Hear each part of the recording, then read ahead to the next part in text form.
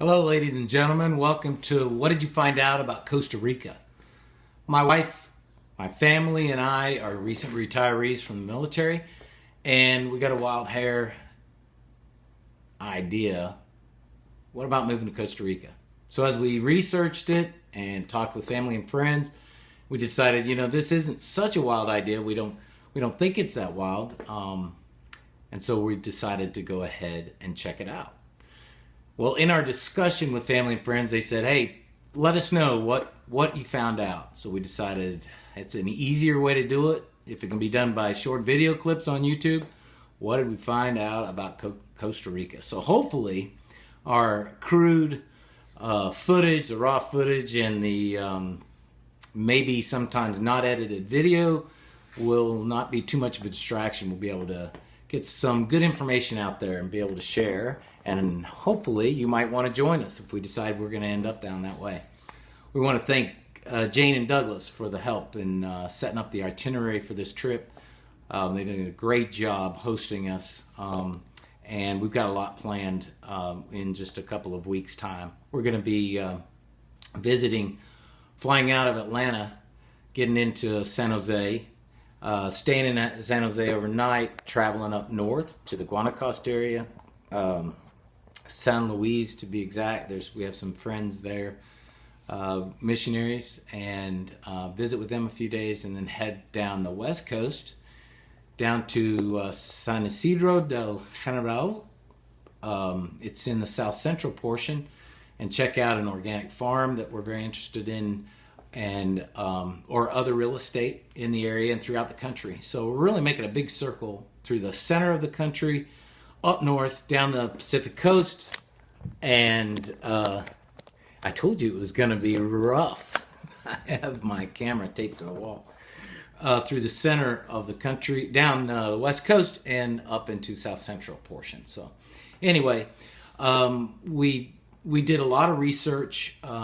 We think we've got our packing in order, but I'm looking for a final list on what's best stuff to bring and things like that. We got our tickets on cheaptickets.com, someplace like that, and it was pretty reasonable. Round trip per individual is about $380, less than a month out from travel, so that's not bad. But we are flying out of Atlanta. We don't live in the Atlanta area, so it's a little bit of travel before and after our trip just to get there. Our son is going to meet us at our layover in Dallas and fly down with us to San Jose. He's going to be able to spend about a week with us, help checking us out. I really appreciate the assistance that he's going to give us and a lot of insight, considerations, more eyes, more ideas, better capacity to make a good decision. So we'll see. But we're going to be visiting the immigration office, medical and dental clinics. We'll be doing money exchange, the dollar for the colones.